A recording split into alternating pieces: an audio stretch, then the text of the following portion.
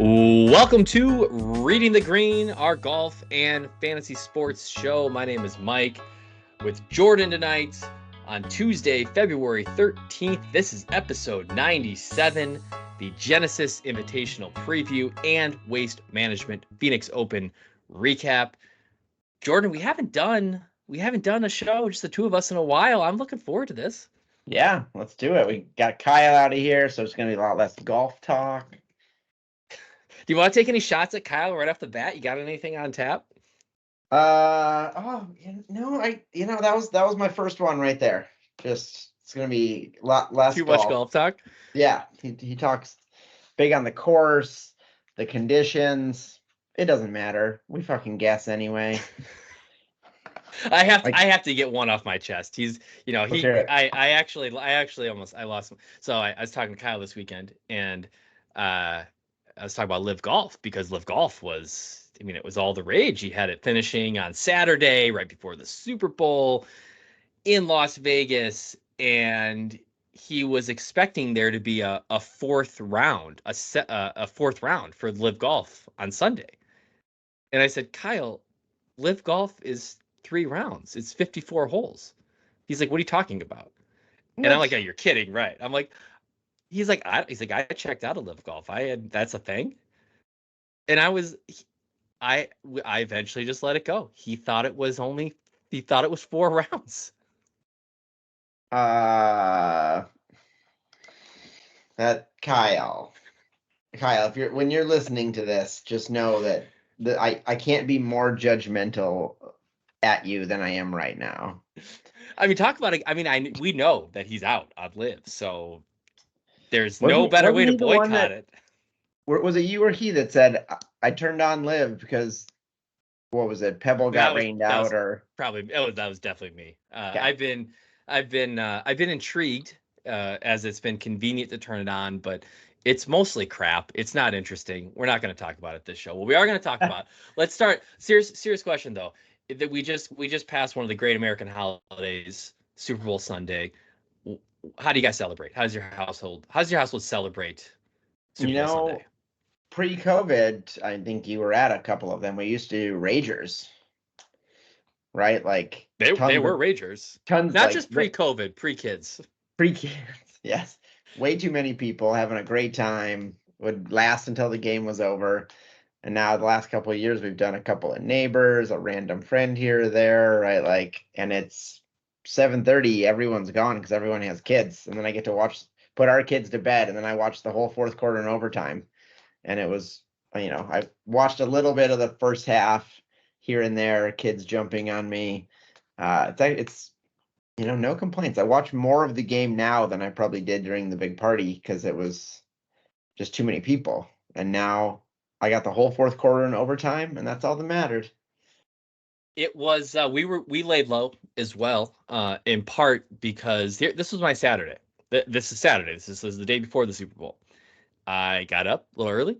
I worked out, light Peloton workout, some weights, nothing too crazy. I took my 3-year-old to 3-year-old hockey, which is him shuffling around on a trainer, and I get out there on my skates and help pick kids up off the ice and all that. We got in the car, we drove home, and within 20 minutes, I couldn't move. The only position that was comfortable was me laying on the floor with my feet up on the couch, taking any pressure I could off my lower back. And I stayed in that position pretty much until Sunday night. Either that or hunched over the kitchen counter. So wow. We had to decline a couple of casual Super Bowl offerings because I was like, I can't leave the house. I don't think I get out of the car. But you did hockey fine, made it home from hockey, and then froze up. Yeah, I do have a bulging disc. I've been dealing with it for like the last 10 years, and I manage it with exercise and all that, and it's mostly fine. I wonder if it was between like the lifting and maybe a tiny bit of skating that it locked up, and I'm feeling bulging on you. It was. I'm feeling better because it's important, because this Friday I have a lesson with your guy over at your club Oh, to start really? my new instructor relationship. So Nice. got to make What sure I'm time? loose. What time? I'm gonna get the simulator bay next to Yeah, yours. So I there you can. go. 1 o'clock, 1 o'clock on Friday afternoon. I'll actually be landing in Arizona about that time. Yeah, there you go. There you go. You'll be playing. That's my dad move. That's my dad move for the last week. But seriously, like Super Bowl recap, Super Bowl was good. It was a actually great game to sit down and watch, not to be distracted by a huge party. I think I said last week that I was, I was interested in seeing the Mahomes dynasty evolve, and that's what ended up happening. But you would have been happy for San Francisco winning that game too. I know you're a Yeah. pseudo Chiefs fan, but it was a Yeah, I great was great even football rooting game. against the Chiefs. I root against dynasties, right? I I know. rooted after the Patriots won their first one. I started rooting against them, and then was disappointed for a decade. Uh, but yes, it was inevitable, right? It was. They drove right down. I'm surprised they didn't score a touchdown in regulation to just put them out of their misery. And then when San Francisco only got a field goal, you just knew, right? Like it's Patrick Mahomes is good, gets it He's good. gets it done, and Andy Reid, right? Like I know Philadelphia won a Super Bowl after they fired Andy Reid, but like best he's been The play one calls of the in the top clutch. he's been a top 2 or 3 coach in the NFL for 20 25 years. When years. was Donovan McNabb playing? Was that 15 Yeah. years ago? I think Reed said he's been around 25 years in the league. So Right? Like dude's a stud. I would take him as my coach any day. yeah. So any good betting takeaways for you? I think the biggest gripe that I have, I put in 4 entries into your Super Bowl Squares contest. I drew 7-7. I don't get paid on 7-7. That's Ooh, I didn't even ridiculous. see that. I'm never that lucky to get a square like that. Yeah. And I draw dead And on it. and then in a 9-year-old won on 0-3, and then 10-3, which was also 0-3. Mm-hmm. Mm-hmm. Yeah, put uh, that right in the college fund. she took home $400. I was getting messages from my brother's phone. I won. This is Sienna. I won. I asked her how much money she put in. She said none. Right, right. But she was Yeah. gloating very much about it.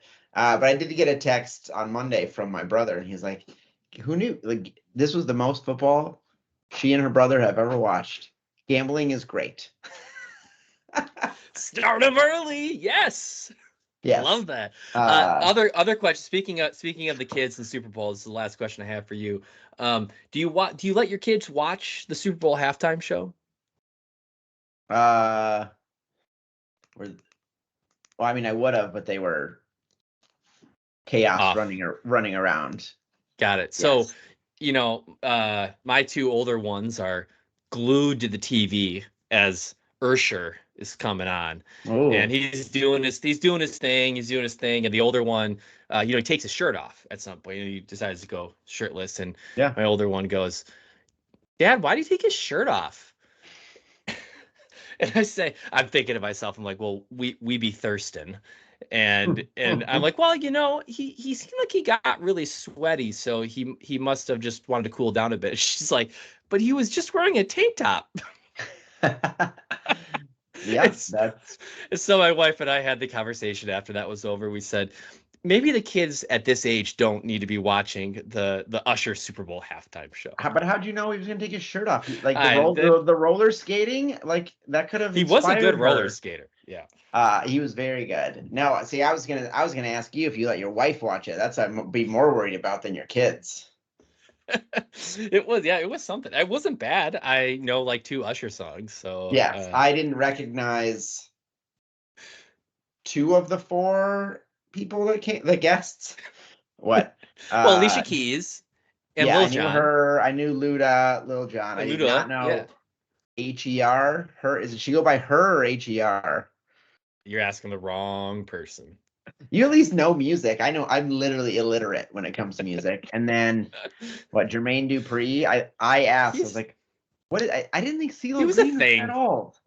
He was Yeah, a but thing. you don't recognize him. No, I know. Well, good stuff. Super Bowl's fun. Hopefully someday, kids get a little older, we're back to doing the whole shindig thing at some point. But Yep. before we get into golf, what are you drinking? You had to go get a clean glass to pour, I Yeah. assume, some pristine beer into. A little daisy cutter. Right, I a don't know. half I haven't had acre. this maybe since we moved from Chicago. But I've just found it in my fridge. So it's not that old. Someone else brought it over at some point recently. I swear there's a born on date. Let's see. Not 8 years old. It doesn't January 9th. There we go. No. All right, that's acceptable. Yeah. That's acceptable. I have a new brewery. This is Mikerphone Brewing, Ooh. and the beer is Stern Up the Volume, a double dry Sorry. hopped pale ale with all citra. So it's a single hop citra. It's really sour. Elk Grove Village, Illinois. Oh, Mikerphone Brewing. It's got my nice. name in So it. So it's that can fits your style also. yeah, You should have your yeah. pink swag hat on to match the can. It's right there. You can see it. I'm going with this kind of Jaws. These melon caps are intense. I tell you. Like Yeah. we'll see if I I can wear this out of the house. I was gonna say that's why I don't wear them. At least those models of them, because I look fucking ridiculous. All right, let's talk a little bit. Speaking of ridiculous, let's talk a little bit of golf. The WIMPO, the Waste Management Phoenix Open. We'll just get to it right off the bat. It's not the Waste Management Phoenix Open. It's the WM Phoenix Open. They no Excuse longer me. they've rebranded. They are no longer Waste Management. WM Phoenix Yep, Open. it's kind of like Let me ask you Verbo. this. Yeah, I do appreciate that. I do appreciate that. Was there too much, the right amount, or not enough debauchery in the crowd this weekend at TPC Scottsdale? What's your take? Um, Nuanced take. In the crowd, I don't care how much debauchery there is, but like they've always still been at least what seemingly respectful of the swing, and then they'll boo, right? Like there's never been we've never had a single video of a player yelling at a fan for like even like Billy Horschel, yeah, Partial, yeah. it wasn't even that wasn't even his swing, right? Like so that it must really have pissed him off, right? Like usually It also I could probably see wasn't it. the Yes, first instant. He probably was several times before that. yes, but like that's the be debauchery idiot, throw your beer cans on with a hole in one, right? Like celebrate the golf, not just be a dick. Affect the golf, yeah. Which is where it seemed to cross this year into be a dick, which the tournament was also what 4 extra hours each Saturday and Sunday.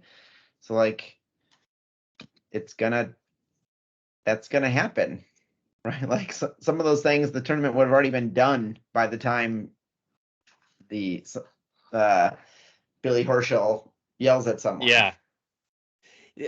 I feel a little bit like this is a bit like the purge, where we're going to try to suppress these things 361 days of the year, but these 4 days of the year, we're going to let everything go. Yeah, And it almost feels like the event should be like slightly less serious. Like, thank God it's not an elevated event. I was gonna say, But well, it like, was last year, right?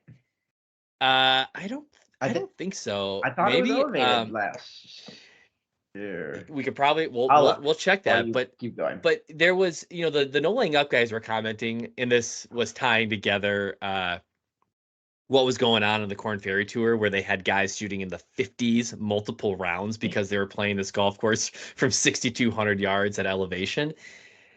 Like, do you want to go make the WM Phoenix Open a 6,000 yard, as those guys called it, red tee open, and just have it be a total free for all? That kind of feels like the way that it's headed, and it doesn't really bother me if it's just one weekend out of the year. I agree with you though. Like, we're a fraction short of somebody throwing a beer can in the middle of somebody's backswing to try to hit Yeah, the golf club. Like, yeah, actually surprised that hasn't happened yet.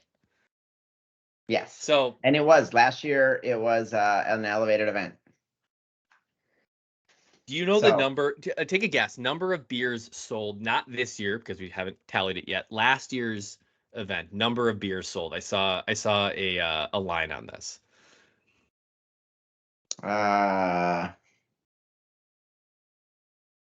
10 million. Okay, well it was a million, but a million. I But mean, a wait, I thought million. I was basing my math off. I thought I had seen that. So they stopped releasing attendance numbers in 2019 Hmm.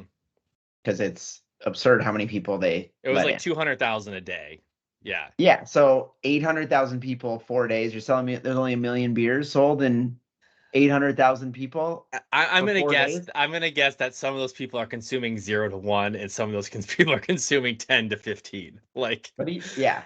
But like I that's I why know what you I mean. was like, well, if everyone had 5 beers and you've got a million, that's only 5 million. A, But a million is still a big number, and either way, like so if you ask the question, where is it on the debauchery scale? It feels like it's still the right amount, but it's scary close to like even someone that doesn't care that much to yeah, being too much. yeah. One, that's where, right, that's welcome to America, right? You can't have nice things because people do stupid Yeah. things, right? Yep. It's going to be one person that throws a beer can eventually, runs out and kicks a ball into the pond, or does something onto a green, right? The guy ran out and did while people Hmm. were playing, and did the snowman in the bunker, Yeah, in the bunker. right? Like some drunk ass is going to do that on 7-17 when there's 2 holes to play, and someone, Yeah. fucks up something and they've got to rake the bunker, and now it's like, oh, he's got a better lie, or like it's there's going to be a point. The fans debauchery is fine, right? Let them get drunk. No one complains about Eagles fans when they fight in the stands and every other NFL game where there's fights, right? But it's because they're not impacting the field. The game. Yeah. Yeah. Yeah. The only gripe I had with Billy Horschel was that like Billy Horschel was throwing footballs in the crowd on 16 the day before. So like these guys are embracing it when they want to embrace it. Yeah. And then when it pisses them off, they want to throw this fit. So Yeah. I But don't know. that's like, It I mean, that's like you've been at a presentation by your CEO to the whole company, and there's a Q&A at the end because he wants to answer questions when he wants to answer. She wants, is it? Yeah, she wants to answer questions when she wants to answer them. Not some idiot Mike yelling out in the middle of her presentation, hey, what are we doing about AI? Right? Like it's sort of the same thing, right? Like at work, at our jobs, you would never be able to just be like, hey, I'm gonna blurt out something while you are trying to talk. it's a fair point. I did tell her one time not to ask a question, and but that's a different story. Let me ask you a question about golf. So Scotty finishes in third. And again, he's hitting the ball literally a generational, even multi-generational. Like we're talking like there certainly wasn't a golfer in the last 20 years that's hitting the ball the way that Scotty hits the ball, and he's missing putts from inside of 6 feet down the stretch on Sunday. And so I'm curious, like as a golfer, as someone like I mean, I watch you play golf. You smoke the ball with your driver and irons. Like, do you ever feel like you get lazy on the greens almost because you start hitting it so good, you just kind of you don't have any. There's no pressure to make putts when you're putting for 15 feet for birdie every time. And sometimes I wonder if that's just what's going on with Now him. He it hits it so good that you can't possibly, unless you're Tiger Woods. Like this is why Tiger Woods is so good. You have to convince yourself that you have to make every putt, and I don't know that Scotty is there. Yeah, yeah. And that's, I mean, if I'm more than 10 feet away, it's a prayer of it going in anyway.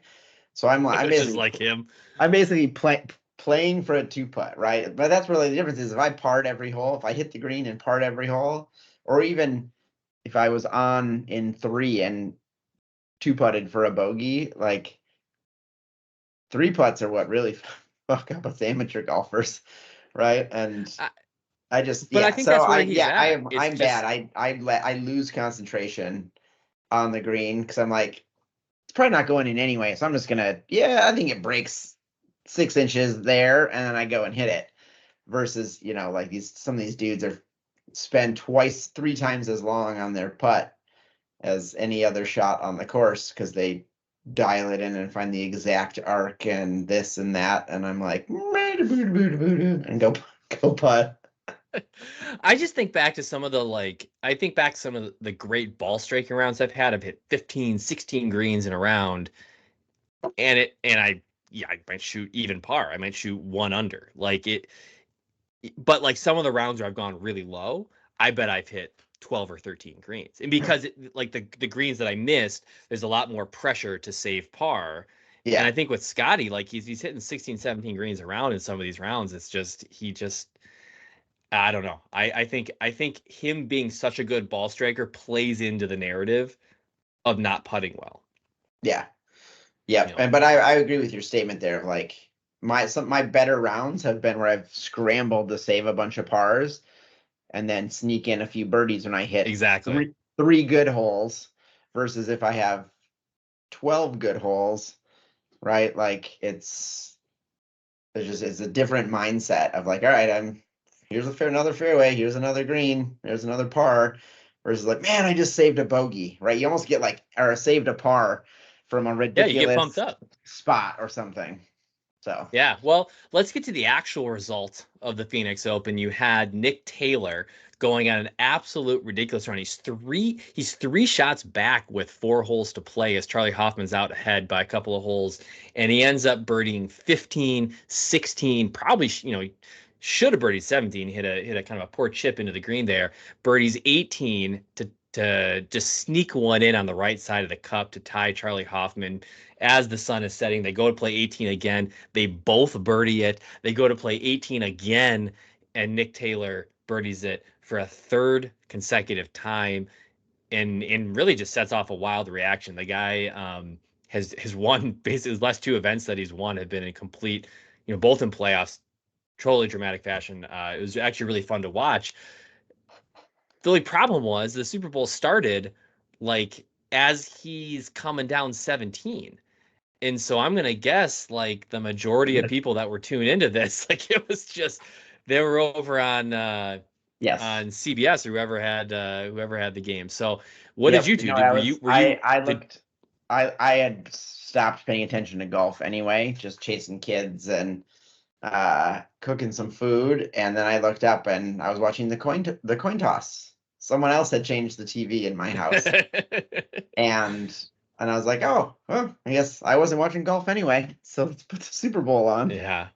Well, it was really cool. It was a really cool finish, but it was too bad. I think they did everything they could to try to get this thing done before the Super Bowl kicked off, and it was too bad that finish was, within the first 5 minutes of the first quarter of the game, and but it was pretty wild. It was pretty wild. It's also funny because, like, I mean, the weather, right, was what sucked. Even when it was not raining, it was crazy out of the normal cold. And this weekend it's going to be like mid to upper 70s, and for the next 10 days after that it's going to be mid 70s. Perfect time to head down there. Yeah, I'm gonna be at the pool. We land at 11:30 on Friday. I'm gonna be at the pool by 2:30, 1:30. Yeah. All right. Well, let me wrap up a couple of things on the RTG front with the WM Phoenix Open Listener League. We had Buke 0125 taking down the W. Jordan, a nice second place finish. First time I've even been remotely close to the money this year. Didn't even look at your lineup. Did you pick Sahith or what? Who? I did have Sahith, yes. Which when we talk about the one and done, we will also talk about Sahith in there. Now this was maybe my best golf weekend. I'm just pulling up my lineup here. Thagala, Matsuyama, Adam Scott got me some good. Dietrich and Hoagie. All right. Yeah, that was good for you. Pretty solid. Sucked on Saturday, but still got me enough points. But so this, I don't put as much into the weekends and daily DFS as you guys do. I won every all three of my showdowns, Friday, Saturday, Sunday, and I did a GPP that I won money in. I did a triple up that I was fourth out of Yeah. 31. And then I did a $3 double up on Sunday and hit on that one. Man, you're It gonna be was buying me ice cream. Buying me ice it cream was next weekend. I won less than $20 with all of that. Actually, right about $20.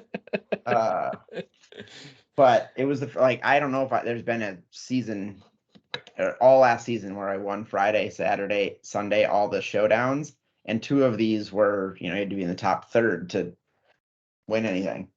Yeah, it's tough grind out there. Ness 0163 rounding out the top three on the RTG Listener League. The good I'll say is that we've been recognizing a pattern of our this is indicative of what's going on with the winners this year, with basically all triple digit winners. But our low power index plays like all the way at the bottom of our power index, which usually leads to a lot of volatility because you have some contributors, some experts that we follow that are just taking swings, and so therefore are mostly terrible. But those picks, we found some guys sneak through. So the Gala, Hoagie, Horschel, all those guys made the cut this week, and so I'm actually kind of looking at the bottom of our power index and looking at some of these touts that are taking some swings on guys and trying to slip those guys in a few spots. So I would say that was the only kind of bright spot in our model this week. Otherwise, we got kind of crushed on the top plays from a share percentage standpoints, and really the last 2 weeks. So the triple digit winners are killing us around here, and hopefully things get righted at the Genesis this week. Nick Taylor wins minus 21 in a playoff. He was in our model 43rd, though, from a share percentage standpoint. Not a lot of conversation on Nick Taylor. In fact, he only had one single mention, which makes him our gutsiest play of the week by John Haselbauer over at the Lines. His sleepers column mentioned Nick Taylor. I know he was boasting his 175 to 1 card on Nick Taylor this week. So good job, John, both playing him from a DFS standpoint and cashing a little bit on your betting card. Hans Gevers at oh yeah, go ahead. You can finish this, and then I'm gonna. Yeah, let's go. Hans Gevers, Pro Golf Now, had the top contributors content of the week. Scotty, JT, obviously everyone was playing Scotty and JT, but Sam Burns was a decent pivot if you're going semi-stud, and then Homeless Hubs, Mark Hubbard hanging around on the weekend. A bunch of landmines, Sam Ryder, Eric Van Rooyen, JT Poston, Akshay Bhatia, Kevin Yu, all guys highly touted this week across our expert community, all missed the cut, and that meant that it was kind of a blah week on the DFS front. Jordan, there must have been somebody that maybe had somebody slip through on the one and done side that won him some money. Before we get there, did you see? Okay. Since you didn't see the end of the Waste Management Open, you watched the Super Bowl. Did you see? No, I watched it on my phone. Oh, do you see Adam Hadwin get tackled again on the green by I heard Customs he and wore Border Patrol agents? I heard he wore the same outfit but didn't get tackled. Bolt, was he out there though? No, he got cut, so I'm assuming he went home. That would have been. I mean, that would have been a funny bit if he would have been out there. And kind of staged that. Some friends dress up as Border Patrol agents, and he's here he illegally. might live in Scottsdale. I'm surprised. I think he might have been there. I think Dick Taylor said. I honestly think Dick Taylor said he was wearing the same outfit, didn't get tackled. But that's funny. Anyways, what do you got for one and done? And let's talk about Survivor after that. One and done. We had 4 people got third place this week with a couple Sam Burns and one Scotty Scheffler. So Sippy, your boy Sippy, blowing his Scheffler load here a little early in the season on a non-elevated event. Got 500K, not bad. The guy that I was supposed to have put in finished 5th for 360K, but I didn't put anyone in this week.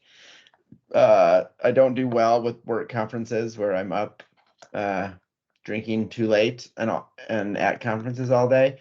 And yet, somehow, me not even putting anyone in, I only lost $18,000 in ground to you guys. this is absurd. Like I made 5 of 5 cuts. My average winnings on those 5 cuts, I think, is like 30 grand. Like it's embarrassing. And I That was don't know. We'll get into the genesis here, but it it's was embarrassing. it was bad. Only 3 people picked Ben on. At least he made the cut, so you didn't get skunked I, like a Max Homa pick. But overall leaderboard year to date, we've got kind of a clustering at the top. 4 people at 1.5, 1.6 ish, and then a bunch of people over a million, and it just kind of slowly goes down from there. So it's still anyone's game. Lots of money out there. No one's gotten a more than $1 million, I think, from a single win.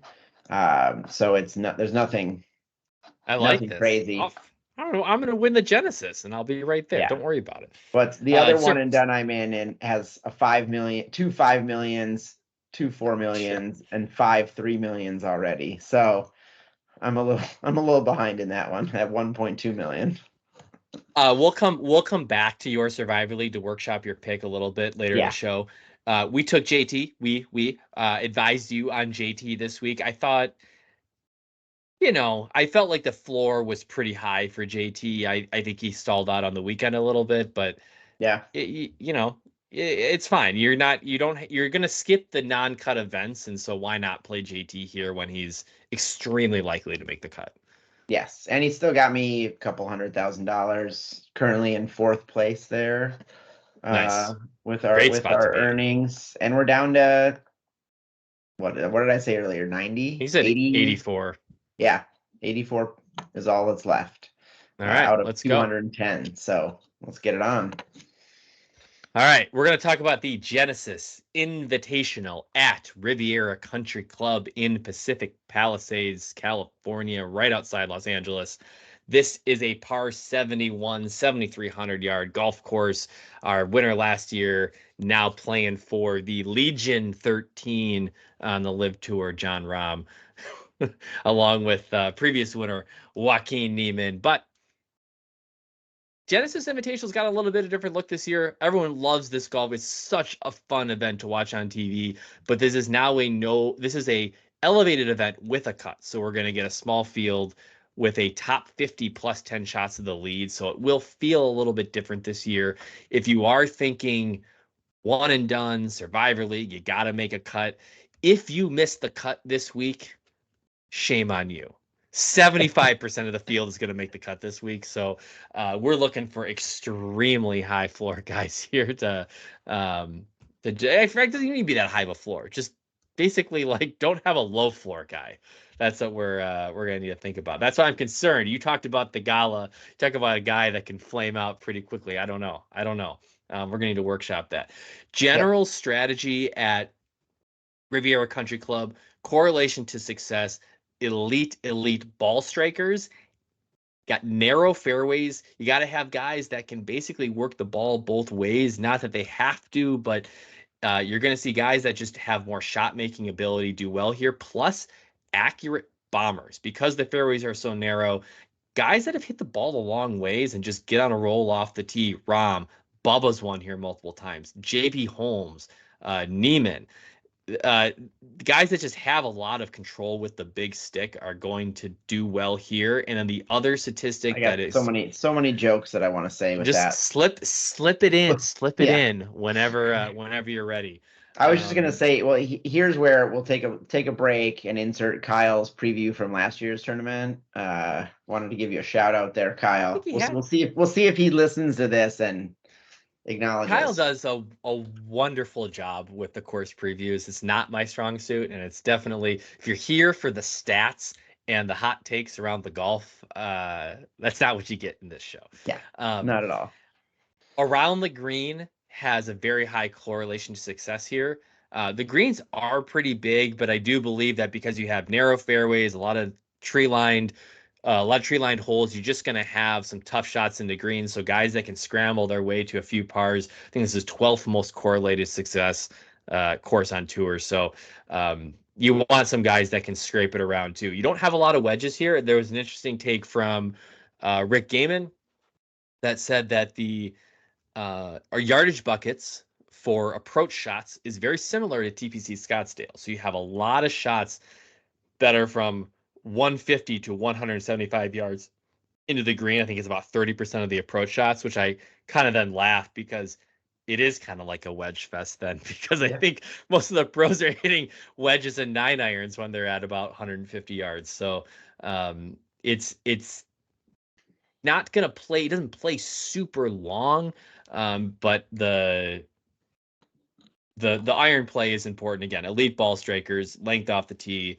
and then if you can scrape it around on the greens.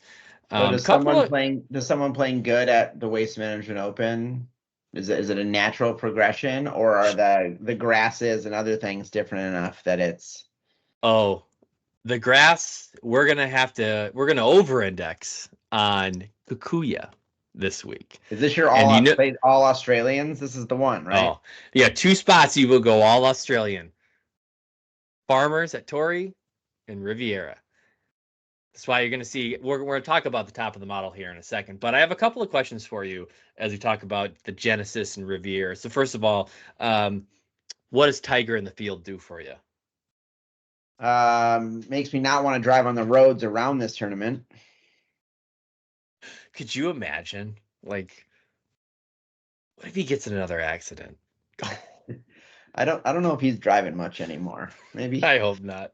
My biggest fear is he's got to walk down that hill on number 1 where you're teeing off from like the roof of the clubhouse. He's got to walk down that hill.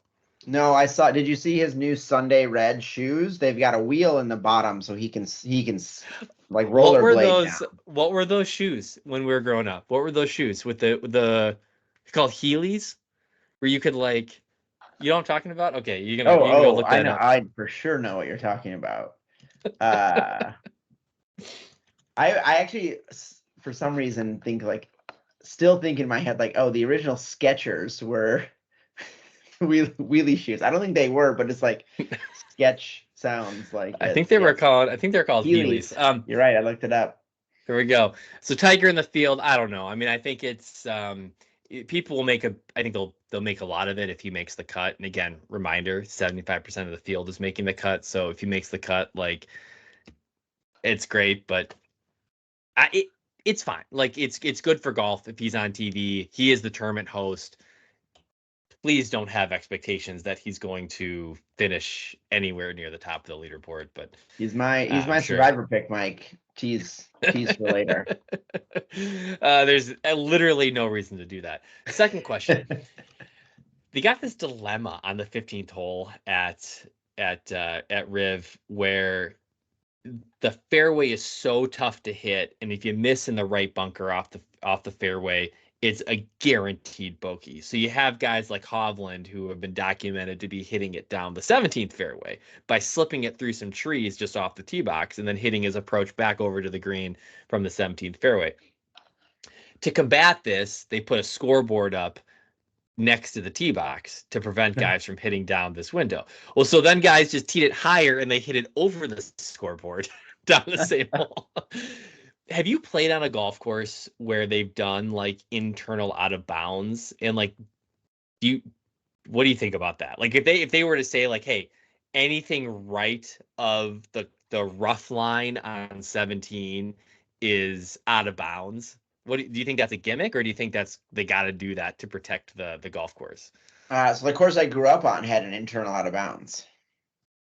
We had a fairly long par 5, but it was a big dog leg, and around there was a full set of trees. So fairway, dog leg, then a ton of trees, and then the out of bounds, and then a green. And it would have been super easy from any of the tee boxes to just smoke it over to that green, to the fairway by that, and you'd have 150 yards in. Instead, you got to hit it straight, and then you've got 220, 225, and I've still hit more than a few accidentally out of bounds there. And funny, like, I had never even thought of it, of like internal out of bounds. It had never crossed my mind that it was internal out of bounds. but it is just to protect people from intentionally Doing hitting that. over onto that green. And I played that course 1,000 times growing up. There's a course locally here that has gone back and forth on doing that. It's one of the premier golf courses, but the way the local rule was written was if you hit the ball in the fairway of the other hole. And so then the challenge was, well, as long as I could keep it in the rough of the other hole, then it's not out of bounds. And so it was more of a second shot. It was a par five where I could bail out way, way right of the green. As long as I didn't hit in the fairway of the other hole, I was fine. So I mean, for these guys, I am supportive of making them play the golf course on the hole that it's meant to be played. It just creates like pace of play issues, gallery issues. Like we don't. It just isn't. It isn't necessary, and Yeah. I would be And fine if like, they just said, "Look, it's out of bounds if you hit it over there." yeah. Yes. And like most places, depending on trees and stuff, like you could probably say on the, I don't know what this hole looks like, but if you're in the fairway or on the other side of the fairway, you're out of bounds. Yeah. Right. Because this one, the example you gave, right? It's there. It's very hard if it's depending on how it is to actually like keep it there without hitting trees and being bunkers and Yep. other stuff. So you just say, if you're over there, you don't got to put out stakes. Yeah. If you're in the first cut or in the fairway or on the other side of the fairway, you're out of bounds. I'd be okay Well, with yeah, we'll see. I think I saw one writer joke. Maybe they'll just put a double decker scoreboard up there this time. We'll see what happens. So, all right, let's get to it. We have an actual golf tournament preview. We have a daily fantasy sports preview here. So we'll give a rundown of the top 8 golfers or so here in the RTG model for the week as we stand with our contributor content in at this point. Your guy, Adam Scott, leading the way. my guy. 53% of the expert attention this week so far. No surprise, we get an Aussie on that familiar Kikuya grass. He's got wonderful course history here. So that's followed by another guy with excellent course history, Colin Morikawa, Justin Thomas, Scotty Scheffler, and Kurt Kitayama all clacking in at 46% of the expert conversation at this point. Kind of all in that stud, semi-stud range, except for Kurt Kitayama, who's come on of late. We'll talk about him in a little bit. And then at 30% of our expert conversation, Bo Hostler, Patrick Cantlay, Will Zalatoris, and Harris English. So Jordan, You all in on Will this week? I was just going to ask you to give me a couple of names that catch your attention. I mean, I saw Andy Lack say, get ready to back Will Zalatoris this week. I personally am not ready, but the community seems to think so. 7,900. I mean, 7,900 for Will Zalatoris. Like, you can fit him as a fifth guy in a lot of lineups, but, why not? Because you don't want to get one of those 25% that missed the cut. I bet I can find a lot of names in this field this week that are going to have no problem missing a cut. But would you rather have Siwoo Kim at 7,600 or Will Zalatoris at 7,900? well, but that's a very fair question. But again, Yeah. like you talk about he's back in the realm of possibility at this cost. Chase Johnson is going to miss the cut, and Nick Dunlap is probably going to miss the cut. Yeah, exactly. Who's exactly. So give me a couple of guys. Give me a couple. Who's got your attention this week? I like you mentioned Kurt and Bo. Right, crazy cheap. Bo has been playing great so far this year. What Farmers, the top 6, tied for 6 at the Farmers, right? Like for $7,000, you will see Bo and Kurt will both be in my my lineups. The other one, Hoagie, I'm getting a little more Tommy Tables excited. Under 7,000. I typed in Tommy Tables into Google. to see how his last couple finishes were, right? Top 17, tied for 6th, tied for 56th, tied for 17th. Like, there you go. There's 3 guys 7,000 and below that I'll guarantee make the cut this weekend. See, I I like can that. say that because it's easy. Well, and I think there's a ton of an elevated event. You got some soft pricing that comes in here. Like you're gonna get guys with equity that at least like top 20 equity that are going to be priced that low. I mean, Bo Hustler, like you said, hasn't missed a cut since the Wyndham. He's basically played the fall flawlessly. 1, 2, 3 top tens in that stretch, wrapping over into this year.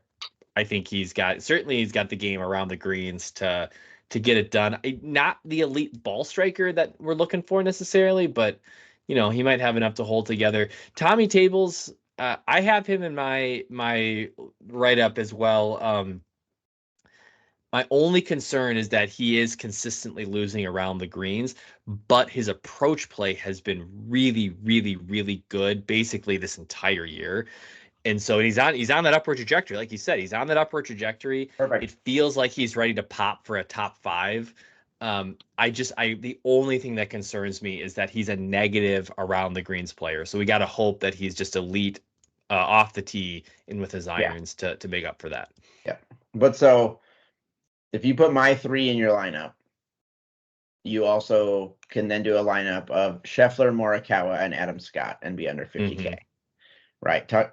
And that's a studs and duds lineup, but your duds are Bo Hostler, who's been on fire, Kurt Kitayama, who's warming up, and Tom Hoagie, who has had 4 good tournaments in a row. Right. Like Yeah, that's no, and that's probably the way to go this week. Again, with so many guys making the cut, you're gonna have a lot of 6 and low 7K players that get there, and you got to assume elevated event, Scotty, Rory, Xander, all those guys are gonna show up.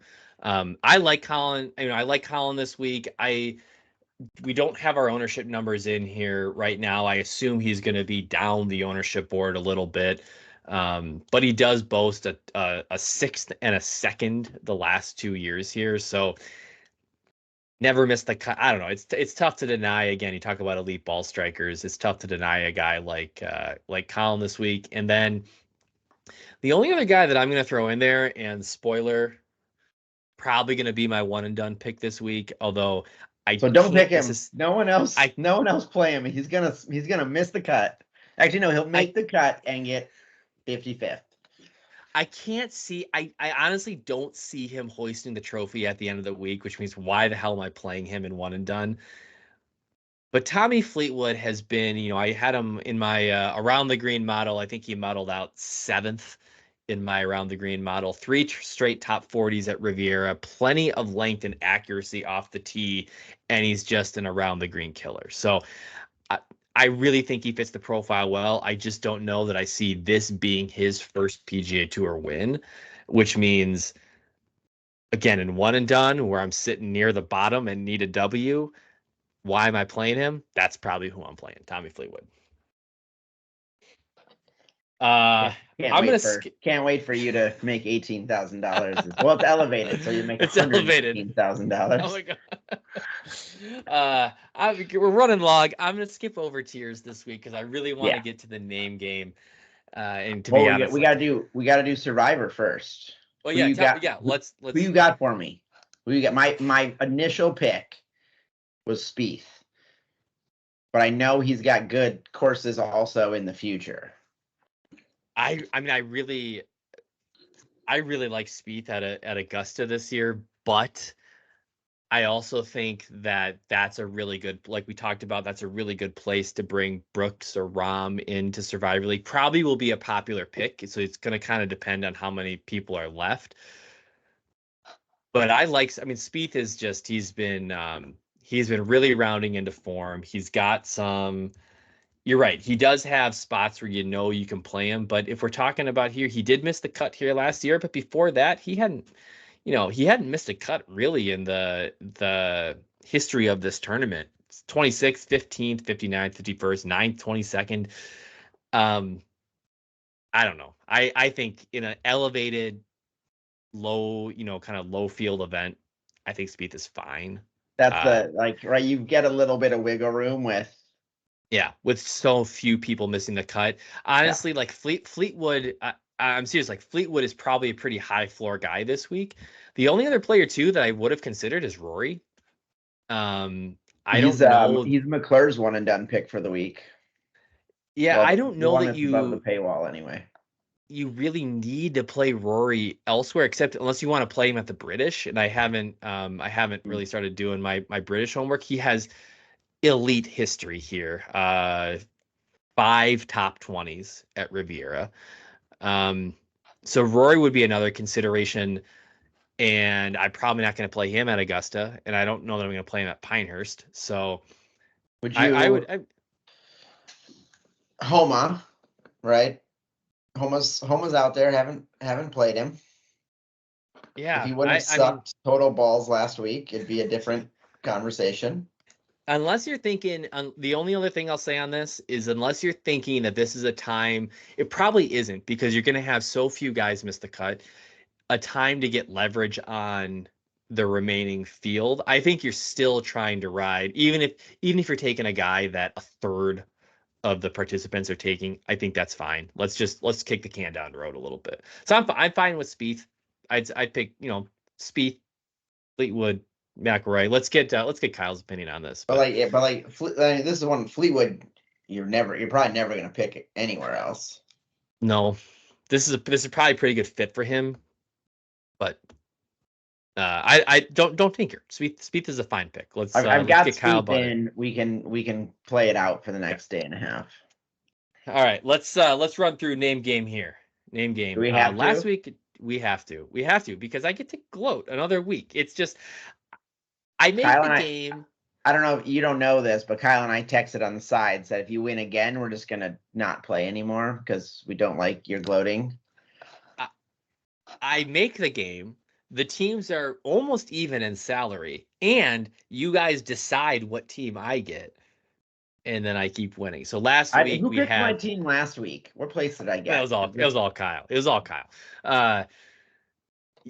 Last week, Jordan, you finished in last, so you get to pick first this week. Thanks, guys. Thanks for picking me the shit. You know what? It was Kyle said Jordan likes teams with Brian Harman on them, and that's what you got. So last week we had teams of they made the people in the stands made fun of him for being short the whole time. Last week we had players channeling their inner past champions. This week, Jordan, do you read the Bible? The what? Genesis is I saw a bunch of great commercials about that stuff on Super Bowl. Yeah, you're right. That's all Genesis, all Jesus cares about is spending $25 million in advertisements. Side note, there was a lot of generative AI that was used to generate the images in those commercials. I thought I got a kick out of that. So here we go. Genesis means a lot of things. Yeah, it's a car company. It's also the first book of the Bible. Now, I'm not a big Bible guy, but there are some biblical names in the field here. Now, it actually was kind of tough because the way that PGA Tour players are named nowadays, there aren't too many biblical names, so there's a few stretches, here and there. This is gonna be good. This is gonna be good. It's not that good. I had to make it work. So here we go. 4 teams, 3 players, all biblical names. Starting with team 1, J.T. Poston, James T. Poston, the Book of James. We got J.T. Poston, Tom Hoagie, Thomas.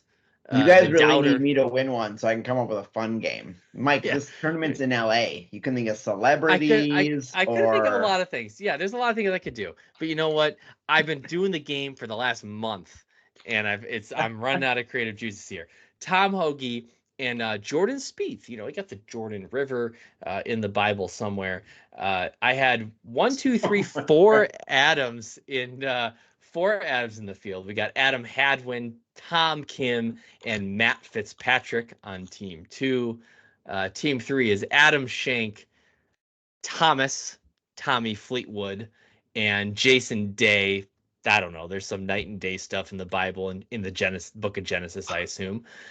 And then team 4, Adam Svensson, Sam Burns, and Adam Scott. Really, Sorry, really would have Jordan, liked to seen an all Adams team here. that probably would have made a lot more sense. But, The the money, salaries work out. what Are you money would have looking been at hard. this? $100 of variance between these 4 teams. So, That's impressive. What do you got, Jordan? You pick first. I'm gonna base this pick on all that I learned from the Gideons and all Great the nice Hotel, Chicago. and all the nice Bibles they provided in the hotels all around the country that I stayed in. They no longer do that. It's Damn Gideons. I'm gonna go with not Tommy Fleetwood because he's your one and done pick, so I know he's gonna suck this week. I'm going with team 1. Poston, you're gonna regroup from last week, Hoagie and Jordan. I've had good luck when I've picked Jordan on my team. This is the time. I do like that team. Again, I think Hoagie's a bit of a sleeper this week, and then Jordan, I think, he's poised for at least top 10. What do you think? How do we workshop Kyle here? I was kind of leaning team 2 with Kyle, but